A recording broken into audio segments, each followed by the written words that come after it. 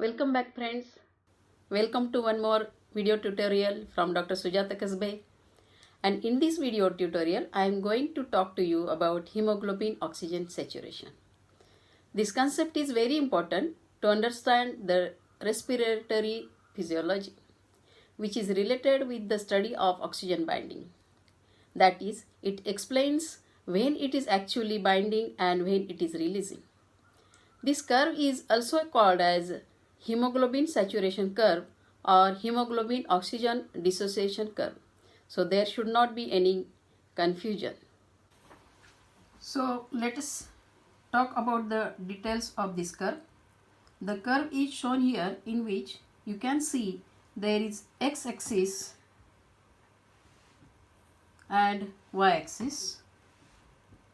On the x-axis there is a partial pressure of oxygen in the environment, and on the y-axis it is showing the percentage saturation.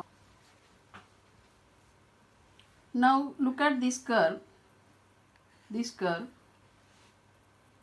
it is sigmoidal curve. This curve explains whether at particular partial pressure of oxygen the hemoglobin is retaining the oxygen or releasing the oxygen. See, in the respiration system, we inhale the oxygen from outside and release the carbon dioxide. So when the oxygen is in our lungs, the oxygen is carried out by hemoglobin.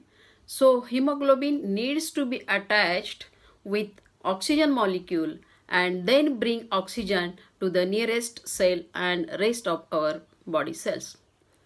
Here, body cell receives oxygen released by the hemoglobin. So at this point, the carbon dioxide gets attached to the hemoglobin, which is produced in the cells. So there are two different functions that happen separately in the lungs and in the cells.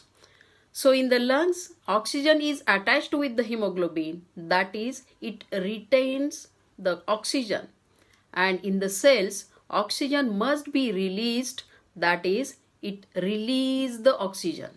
So this is idea which is explained in this curve. So curve explains that up to particular partial pressure, the saturation curve is increasing constantly. That the saturation of oxygen is increasing. It means with increasing content of oxygen, oxygen is constantly binding with the hemoglobin. But see, this is the case for healthy person, that the binding of maximum oxygen. But if any person is smoker, then there is a drastic change in saturation curve. So after the particular point in the curve, there is no much change in the saturation curve, though the oxygen is binding to the hemoglobin.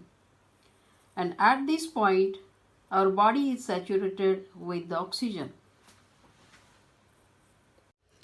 See, hemoglobin has particular capacity to carry the amount of oxygen. When the hemoglobin capacity reaches to the maximum, then there is no much binding of oxygen to hemoglobin. So little steady curve you find in that curve. Let us see that curve once again. So little steady curve you find over here.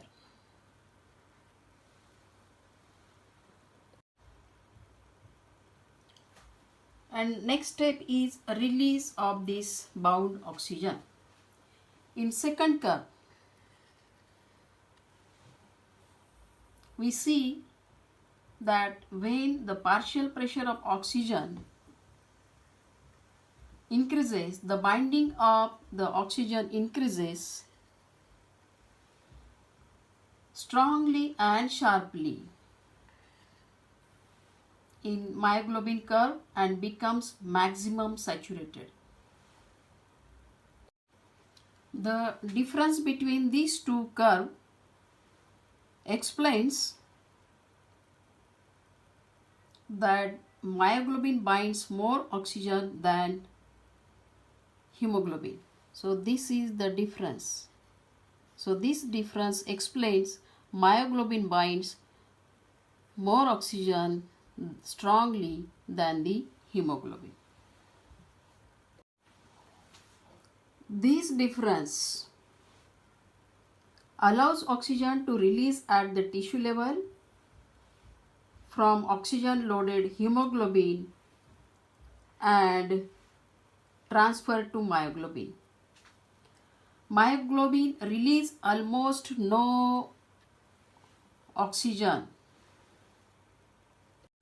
At the end of myoglobin curve, there is no saturation of oxygen and still it shows affinity towards oxygen. So myoglobin do not show better oxygen delivery protein at low partial pressure, whereas hemoglobin is showing better release tendency of oxygen. So students, the next part of our lecture includes picket fence and kept cage model. Do watch it. Till then, take care of yourself. Bye. Thank you.